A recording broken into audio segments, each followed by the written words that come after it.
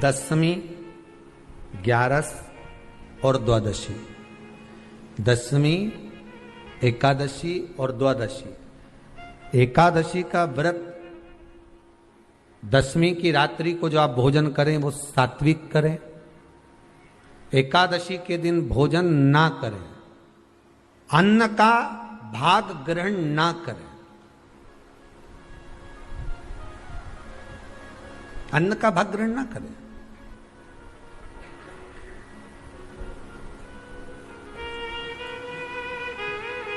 कितना सुंदर कहा है महाराज जी। यदि आपके यहां पर गौ माता है, आपके घर में अगर गौ माता विराज रही है, आपके घर में अगर गौ माता है, गाय की अगर आप सेवा कर रहे हैं, अच्छा कितना सुंदर लिखा है धेनु मानस में। गीता प्रेस गोरखपुर की गौ अंक को निकालकर पढ़िए कल्याण का, उसमें लिखा है ब्रह्म मुहूर्त में सुबह के समय पर गाय की पूंछ को पकड़कर या गाय की रस्सी को पकड़कर जो 2 कदम भी चल लेता है, उसके लिए भगवान विष्णु बैकुंठ का मार्ग और कुबेर का मार्ग प्रशस्त कर कर खोल देता।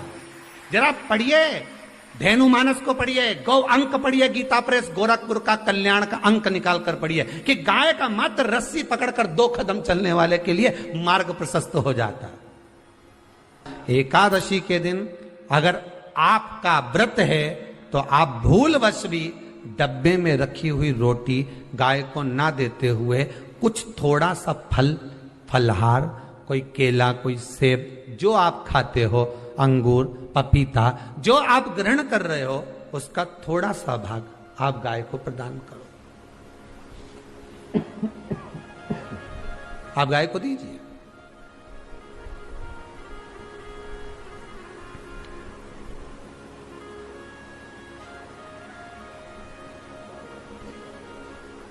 थोड़ा सा भाग आप गौ माता को प्रदान करो, थोड़ा सा।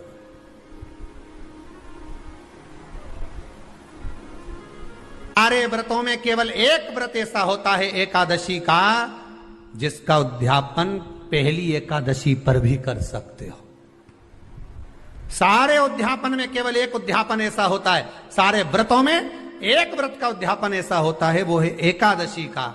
ये जरूरी नहीं कि 26 पूरी होगी तभी तुम करोगे, या तो पहली में ही कर लो या फिर 26 पूरी हो तब कर। पर उद्यापन, अब तुमको ऐसा लगे कि हाँ मैं अभी तो जीऊंगी हो, अभी तुम्हारा बाल भी धोला नहीं हुआ, तुमको ऐसा लगे तो अभी तो मैं तो बढ़िया, तो फिर भले मत करो। पर एकादशी का नियम कह रहा है, एकादशी का यहां 18 नियम में से एक नियम कह रहा है कि एकादशी का उद्यापन पहली एकादशी पर भी हो सकता है, पहली पर भी कर सकता। फिर तुम्हारा मन पड़े तब। क्यों? तो पहली पर करने से क्या फल मिलेगा? तो एकादशी की नियमावली कहती है, अगर मान लो आपने पहली एकादशी पर भी उद्यापन कर लिया, इसके बाद में जितनी एकादशी करोगे वो सारी तुम्हारे खाते में जुड़ती जाएगी। मतलब बैंक में खाता खोल लो, ठीक है? खाता खोल लिया, अब जितना कमाता जाओगा उसमें डालते जाओ, जितनी कमाई करके लाओगे उसमें जमा करते जाओ। एकादशी एक बार उद्यापन पहले में भी हो गया तो बाकी का पुण्य तुम्हारे खाते में आ जाए, उसका पुण्य। एकादशी का उद्यापन बड़े महीने में माघ शुक्ल एकादशी के दिन, माघ का महीना हो, शुक्ल पक्ष की, जम के बोलिए, एकादशी हो। प्रयास करना कि आप उद्यापन करें, भले 5, 10, 11, 12 जितनी एकादशी हो जाए, 26 हो जाए तो ज्यादा अच्छी है, नहीं तो आप करें तो माघ महीने की शुक्ल पक्ष की एकादशी के दिन आप उद्यापन करें। प्रयासरत करें, प्रयास। बड़े महीने के अंतर्गत जो उद्यापन, हाँ चतुर्मास के अंतर्गत उद्यापन नहीं होता एकादशी का, बहुत ध्यान दीजिए हमारा। ये जो सावन भादो कुंवर कार्तिक जो 4 महीना होते हैं भगवान के शयन करने के, इसके अंतर्गत एकादशी का उद्यापन नहीं होता, और इसके अंतर्गत उद्यापन करना भी नहीं चाहिए एकादशी। महाराज एकादशी का उद्यापन माघ महीने की शुक्ल पक्ष की एकादशी के दिन आप बहुत प्रेम से आनंद के साथ करिए महाराज। परंतु एकादशी के उद्यापन में सबसे ज्यादा अगर कुछ जरूरी होता है तो 24 तरह का नैवेद्य जरूरी होता है। कितने तरह का? 24 तरह का नैवेद्य। अब आप कहोगे गुरुजी उद्यापन हम कर रहे हैं एकादशी का, तो उसमें तो फलहार का हमें नैवेद्य बनाना चाहिए। तो फिर ये पुराण के अंतर्गत स्कंद पुराण में ये चीज लिखी है कि एकादशी का जब उद्यापन करते हैं तो 24 तरह का नैवेद्य बनाकर सिद्ध करते हैं। 24 तरह का नैवेद्य जान रख लेना, का हलवा बना लो, खीर बना लो, पूड़ी बना लो, सब्जी बना लो, पकोड़ा बना लो, भजिया बना लो, ऐसे 24 तरह का नैवेद्य अलग अलग चाहिए। पर लोग क्या करते हैं, खोपरा पाक बनवा लेते हैं 1-2 किलो और 24 जगह रख देते हैं। स्वीकृत नहीं है। 24 तरह का नैवेद्य रखा जाता है। महाराज एकादशी के दिन भगवान के पूजन का पूरी तैयारी कर कर मंडल आदि बनवाकर विद्वान ब्राह्मण को बुलाकर, कर्मकांडी ब्राह्मण को बुलाकर जो भगवत सेवा में एकादशी का उद्यापन कराए, उन ब्राह्मण के चरणों को नमन कर कर, प्रणाम कर कर एकादशी का पूजन करवाइए और उस मंडल की पूजन कराकर हवन द्वादशी को कराइए। एकादशी को हवन नहीं। एकादशी के उद्यापन का जो हवन होता है वो द्वादशी को।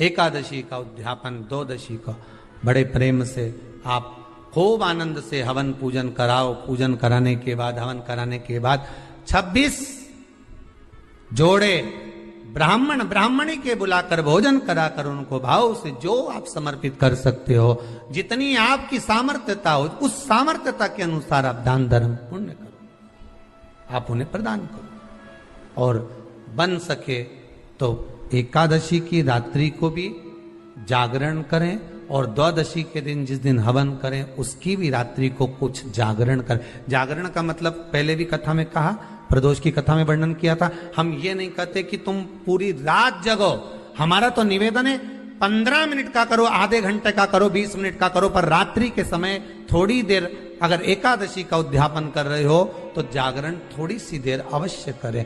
नहीं कर सकते अकेले बैठकर राम नाम जप लें, भजन कर ले, पर करो। कि नारी के मुख से अगर एक बार निकल जाए कि मेरी जिंदगी तुमसे विवाह कर कर बेकार हो गई, उस समय नारी का साथित्व समाप्त हो जाता है। इसलिए माताओं आपसे निवेदन है, जिंदगी में सारी लड़ाई लड़ना, सब कुछ बोलना, पर अपने पति से यह मत कहना कि तुमसे विवाह कर कर मेरी जिंदगी बेकार हो गई। क्योंकि विवाह तुमने किया है पर भाग्य उसने लिखा है। भाग्य लिखने वाला वो है। और आपसे फिर निवेदन करूंगा, राम मंदिर जाओ, कृष्ण मंदिर जाओ, शिव मंदिर जाओ, भवानी के मंदिर जाओ, तुम्हारे 33 कोटि देवताओं के मंदिर चले जाओ, गणेश जी के मंदिर जाओ, तुम्हारी मर्जी पड़े उस देवता के मंदिर जाना, कोई तुम्हारा भाग्य नहीं बदल सकता। जो तुम्हारी किस्मत में लिखा है वो तुमको भोगना पड़ेगा।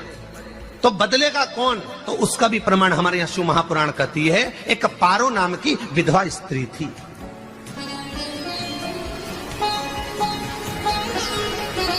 क्या नाम है उसका? नाम पारो। विधवा है, पति नहीं है, एक बेटा है। और विधवा स्त्री जो थी वो गर्भ से थी, उसका संतान नहीं हुई थी, पति मर गया था, वो गर्भावस्था में बेटा रह गया और पति चले गए।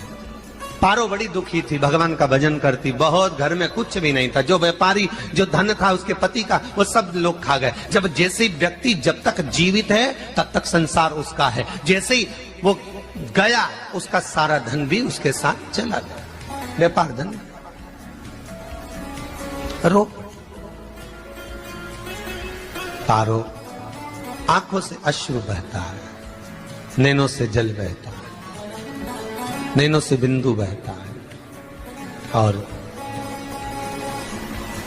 पारो की आंखों से जब आंसू बह रहा है, अश्रु निकल रहा है, जल बह रहा है,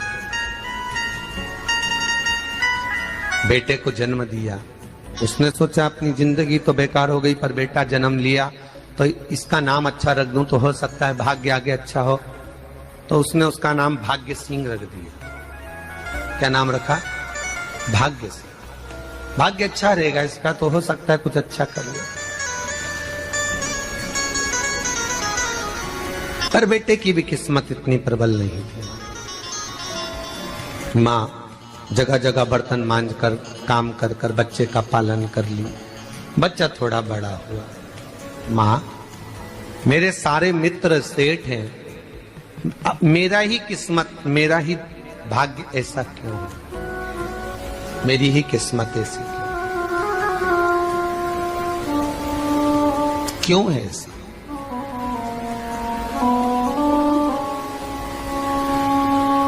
माँ मेरी किस्मत में इतना दुख क्यों लिखा है? माँ भोजन तक हमको समय पर नहीं मिलता, हमारा भाग्य ऐसा क्यों है? माँ हमारी किस्मत ऐसी क्यों है? माँ कहती है बेटा जो ललाट पर लिखा उसे कौन टाल सका। माँ बच्चों को समझाती है, माँ बच्चों को कहती है, धीरे धीरे समय निकलता है। माँ एक बार बता माँ, तू कहती है कि सब भगवान ने लिखा है भाग्य में, तो भगवान का मिलेगा मुझे बता दे। माँ बोलती है ऐसी कोई जगह नहीं जहाँ भगवान नहीं। वन में मिलेगा? हाँ मिलेगा। माँ का कहना मानकर भाग्य सिंह वन में चले गया और घने जंगल में भाग्य जब गया भाग्य सिंह, और घने जंगल में जब पहुंच गया, ढूंढते ढूंढते ढूंढते ढूंढते ढूंढते तो भी भगवान तो भगवान की छाया तक नहीं मिली। भगवान की छाया तक। आंखों में जल भर गया, बेहोश होकर गिर गया। शाम का समय था, विष्णु और लक्ष्मी निकल कर जा रहे थे। लक्ष्मी और विष्णु जाते जाते उसको देखकर रूप बदल के उसके पास गए। बेटा आपका नाम क्या है? तुम्हारा नाम भाग्य सिंह है। कहाँ जा रहे हो? भगवान से मिलना है हमको। क्या काम है तुम्हें भगवान से? भगवान से पूछना है कि मेरी किस्मत ऐसी क्यों बनाई, मेरी किस्मत में गरीबी क्यों लिखी, मेरे भाग्य में इतना दुख क्यों लिखा। मुझे भगवान से पूछना है कि मेरी किस्मत ऐसी क्यों बनाई, मेरी किस्मत में इतना दुख क्यों लिखा। इतनी तो भगवान बोले ये तो देखो भाग्य भाग्य की बात है, सबके भाग्य में अलग अलग होता है। नहीं नहीं मुझे भगवान से पूछना। तो हुआ क्या? मैं बहुत गरीब हूं, मैं बहुत दुखी हूं। भगवान से प्रार्थना है कि मुझे कुछ मेरी जिंदगी का अच्छा कार्य कर दीजिए। लक्ष्मी जी को दया आ गई, नारायण से बोले प्रभु इसको कुछ दे दो, थोड़ा सा इसके ऊपर कृपा कर दो। नारायण बोले इसके भाग्य में नहीं है लक्ष्मी, इसके भाग्य में नहीं है लक्ष्मी। लक्ष्मी मैं देवी दूंगा तो इसकी किस्मत में नहीं है। लक्ष्मी कहती है आपका काम देने का है, आप तो दो। भगवान ने कहा लक्ष्मी नहीं है भाग्य में, तुम तो दे दो। लक्ष्मी जी के कहने पर नारायण ने उसको एक हीरे का हार दे दिया। ले ये ले हीरे का हार। वो प्रसन्न हो गया, हीरे का हार मिल गया। और हार लेकर वो चला, और चलते चलते उसने सोचा मेरी मम्मी को दूंगा, मेरी माता को दूंगा, माँ बड़ी प्रसन्न हो जाएगी। हीरे का हार लेकर जा रहा था। हार ले जाते उसको रास्ते में इतने में उसको तुरंत उसी समय पर कहीं सोचादि कर्म के लिए जाना पड़ा। उसने सोचा इस हार को इस पत्थर पर रख देता हूं, अभी आऊंगा वापिस इस हार को उठाकर घर लेकर चले जाऊंगा। और सोचादि कर्म के लिए वो चल दिया। गया, हाथ धोकर आया, इतने में चील उड़ती उड़ती आई, उसका हार लेकर चली गई। आके रोने लगा। माँ को जाकर कहा माँ किस्मत तो देख, इतना जोरदार हार मिला था हीरे का, पर भाग्य में नहीं था, नहीं मिला।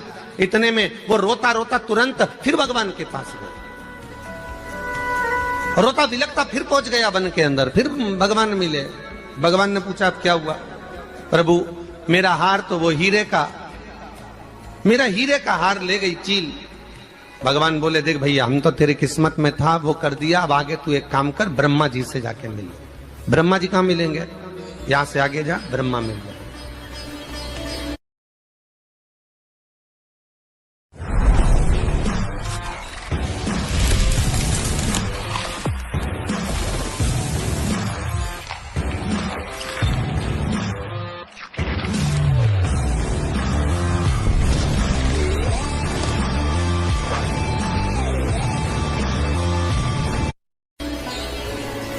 ब्रह्मा के पास गए। ब्रह्मा जी ने कहा क्या हुआ? ब्रह्मा जी मेरे भाग्य में गरीबी लिखी है, कुछ अच्छा कर दीजिए। ब्रह्मा जी कहते हैं तुम्हारा भाग्य में जो लिखा है वो तुम्हें भोगना पड़ेगा। नहीं नहीं, आप कृपा करो। लक्ष्मी जी ने नारायण से कहा इसको कुछ कृपा कर दो। तो भगवान ब्रह्मा जी ने कहा चलो इसका भाग्य बदलने के लिए एक हीरे की अंगूठी दे देता हूं। भगवान ने उसको हीरे की अंगूठी दे दी। अब हीरे की अंगूठी दी, फिर वो लेकर चला। इतना खुश था, अब मुझे हीरे की अंगूठी मिल गई, अब मुझे हीरे की अंगूठी मिल गई। इतना प्रसन्न होकर जा रहा था, इतने में इसको लग गई प्यास। इसने सोचा पानी पी लूं। पानी पीने के लिए इसने मुंह को करा नीचे, जेब में रखी थी अंगूठी, वो पानी में लुढ़क गई। लुढ़कते से एक मछली निगल गई, अंगूठी भी हाथ से। देखिए, कोई कितना भी साथ दे दे, पर भाग्य में अगर सुख लिखा होगा तो वो अपने आप मिलेगा नहीं। फिर आया, फिर मां से कहा मां ऐसा हो। मां ने कहा चल जाने दे, तू रोज रोज बहाना बना के चले जाता है, दिन भर इधर उधर घूमता रहता है, शाम को आता है और बहाने बना के कहां की स्टोरी सुनाता रहता है, ना जाने कहां की कहानियां सुनाता रहता है। चल काम पे जा, कुछ काम कर तो भाग्य बदलेगा। नहीं नहीं मां, मैं सत्य बोल रहा हूं। नहीं माना, फिर चले गया। नारायण ने कहा एक काम करो, अब तुम शंकर जी के पास जाओ। शिव जी के पास गए। भोलेनाथ जी ने उसको हीरे की पोटली दे दी। वो हीरे की पोटली ले जाकर अब की बार सोचा कहीं रुकूंगा ही नहीं, सीधे घर गया। मम्मी को याद करा, माँ नहीं थी। उसने एक लोटे के अंदर हीरे रख दिए। मैं माता को ढूंढ के आता हूँ। माँ को ढूंढने गए, इसमें चोर घुस गए घर के अंदर, लोटा ही ले गए हीरे का। फिर आके देखा, फिर माँ ने कहा, फिर बहाने बनाया तूने, फिर स्टोरी सुने, फिर कहानी सुने। माँ मैं सत्य कह रहा हूं, सत्य कह रहा हूं। आखिरी में हार गया। फिर भगवान विष्णु और ब्रह्मा ने एक ही बात कही, तू शंकर के मंदिर की चौखट पर जा। वहां क्या करना पड़ेगा मुझे? कुछ मत करना, केवल उसकी चौखट पर जाकर उसका दीदार करना, उसका दर्शन करना। उससे क्या होगा? भगवान विष्णु और ब्रह्मा कहते हैं 33 कोटि देवताओं के पास जाएगा तो कुछ नहीं होने वाला, पर शंकर के दरवाजे पर भाग्य देवी रोज प्रतिदिन झाड़ू लगाती है। कौन झाड़ू लगाती है? भाग्य देवी। आपसे निवेदन है, बहुत सुंदर कथा है, इससे समझना कि विष्णु ब्रह्मा राम कृष्ण आदि 33 कोटि देवताओं के पास तुम चले जाओ, कोई तुम्हारा भाग्य नहीं बदल सकता। हाँ, अगर भाग्य देवी का तुम स्मरण करो, किसी मंदिर में जाना तो ये भगवान से कहना भगवान लक्ष्मी दो। भगवान से लक्ष्मी मत मांगना, भगवान से कहना मेरा भाग्य ऐसा कर दो, या भाग्य देवी की कृपा मुझ पर बरसा दो, जिससे मेरा भाग्य बदल जाए, कुछ अच्छा हो जाए मेरी जिंदगी में। तो जाके शंकर के मंदिर के बाहर खड़े हो, भाग्य देवी मां झाड़ू लगाती है, भाग्य देवी उनकी चौखट पर बैठी रहती है। तू जा, उससे क्या होगा? बस देवता तो तेरी जिंदगी बदलने के लिए कब से इंतजार कर रहे हैं, पर तेरा भाग्य नहीं बदल पा रहा। तेरा भाग्य बदलेगी तो भाग्य देवी ही बदलेगी। गया, शिव मंदिर के दरवाजे पर जाकर खड़ा हो जाता, भीड़ होती तो दरवाजे से दर्शन कर लेता, बाबा से नयन मिलाता, रोज प्रतिदिन जाता। एक दिन शंकर जी ने भाग्य देवी से कहा, देवी इसका भाग्य बदल दो। देवी कहती है, भोलेनाथ इसकी किस्मत में ब्रह्मा जी ने यही लिखा है दुख, इसकी किस्मत में ठोकरें खाना ही लिखा है। भाग्य देवी तुम मेरे दरवाजे की झाड़ू लगाती हो, आज इसके भाग्य की झाड़ू लगाई। भाग्य देवी ने कहा, भोलेनाथ आप कह रहे हो? हाँ मैं कह रहा हूं, क्योंकि मेरे दरवाजे पर इतने दिन से रोज आ रहा है और मेरे दरवाजे से खाली चले जाए अच्छा नहीं लगता। भाग्य देवी ने भाग्य बदला। एक सोने का सिक्का झाड़ू लगाते लगाते दरवाजे पर पटक दिया। उस सोने के सिक्के को लेकर वो चला और सोने के सिक्के को ले जाकर उसने माता को दिया। अब भाग्य कैसे बदलता है वो देखिए। सोने का सिक्का लेकर गया और तुरंत वो सोने का सिक्का घर में पहुंचा। रात से ठाठ हो गया, बेचकर भोजन की व्यवस्था करी। एक दिन मां ने सोचा कुछ ऐसा करूं कि मैं मछली का व्यापार करूं, और मछली खरीदने के लिए गई। और मछली खरीदने के लिए गई, जो मछली मिली दे तो दी व्यापारी ने, परंतु घर लाते लाते वो मर गई। मरा तो काटा तो इसमें से हीरे की अंगूठी मिल गई। अंगूठी तो मिली, इतने में माँ ने कहा देखो भगवान ने बड़ी कृपा करी, हीरे की अंगूठी मिली। बेटे ने कहा ये मेरी ही अंगूठी है, मछली निगल गई थी। माँ ने कहा बेटा जाओ, थोड़ा आज ब्राह्मण भोजन करने आएंगे, थोड़ी लकड़ी काट कर लिया। बेटा लकड़ी काटने गया, एक पेड़ पर, सूखे पेड़ पर चढ़ा लकड़ी काटने के लिए। काटते काटते उसको पेड़ की डाली पे एक हार टंगा हुआ दिख गया। वो हार वही था जो हीरे का चील लेकर गई थी। वो हार प्राप्त हो गया। आते आते रास्ते में प्यास लगी, सोचा कहीं एक आध बर्तन मिल जाए, पड़ा हुआ तो लोटा पड़ा हुआ मिल गया जिसमें हीरे पड़े हुए थे। जब भाग्य चलता है तो सारी रास्ते अपने आप खुलते खुलते खुलते खुलते चले जाते हैं। जब भाग्य नहीं चलता तो चाहे कोई हीरा दे दे, चाहे कोई सोना चांदी दे दे, चाहे कोई फैक्ट्री खुलवा के दे दे, तो भी कुछ दिन में ठप्प हो जाए। भाग्य चलेगा तो धन आएगा, भाग्य नहीं होगा नहीं। तो भी कुछ मत करो, क्या करना है बोलो तो। जब भाग्य अगर दिक्कत दे तो कहीं जाने की जरूरत नहीं है, एक ही काम करना है, शंकर के दरवाजे पर जाकर उसका दीदार करना।